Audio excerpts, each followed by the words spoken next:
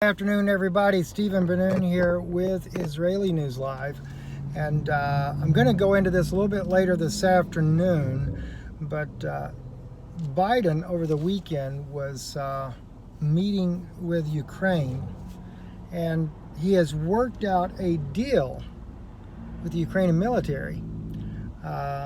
Actually, not just with the Ukrainian military, but with Ukraine in general, in order to try to get the pipeline that the U.S. has been backing along with Israel to be accepted coming up for Ukraine, other than Russia's Nord Stream 2 pipeline that they've been doing with Turkey.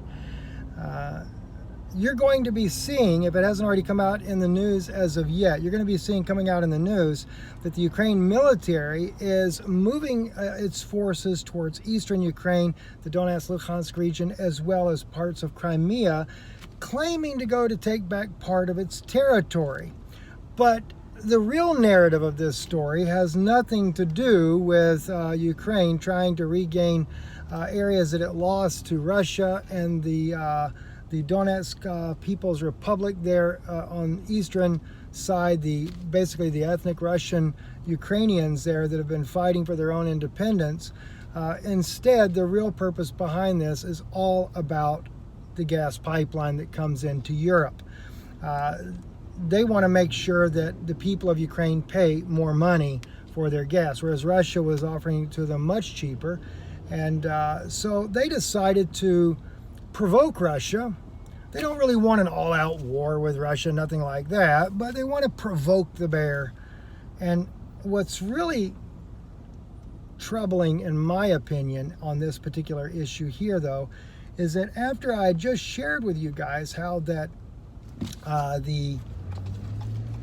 there was a new analysis done by the Pentagon just recently of the threat of a war with China. Something that Biden also is very much aware of, but of course he's busy destroying the country from within. And the analysis from the Pentagon is that there is definitely a very real possibility we could be in an all-out war with China as early as 2023. Originally, it was believed 2024 would be the year that we would probably be at war with China, but they've moved it up a year.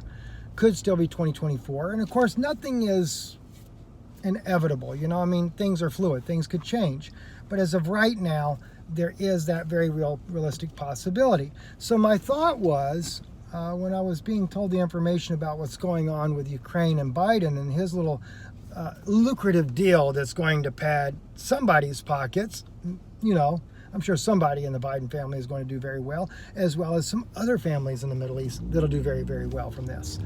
But at any rate, though, poking the Russian bear, though, would only cause Russia to side more with China in the near future. Any type of hope of having Russia as an ally with a war against a country like China, which is definitely becoming a world superpower, and as the Israelis have told me, the next world's superpower that they will be using themselves, only is going to undermine our situation here at home.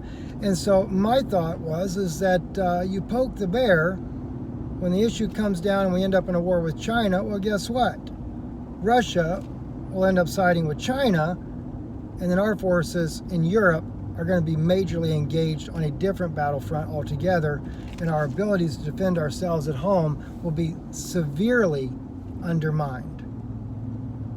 Anyway, that's the best I can see as of right now. I'm going to share more of this later tonight on Fact News Network, so be sure to join us back over on Fact News Network or iconnectfx.com, and we'll talk about some more interesting things, some things too that don't always appear in the news. And oh, and by the way, be sure the video I did with my wife this morning, that is a very, very provocative information. So be sure to go to iconnectfx.com, watch that video there, or our website, israelinewslive.org. You can see that video on our website as well, where you only got the 30-second clip earlier today. Good afternoon.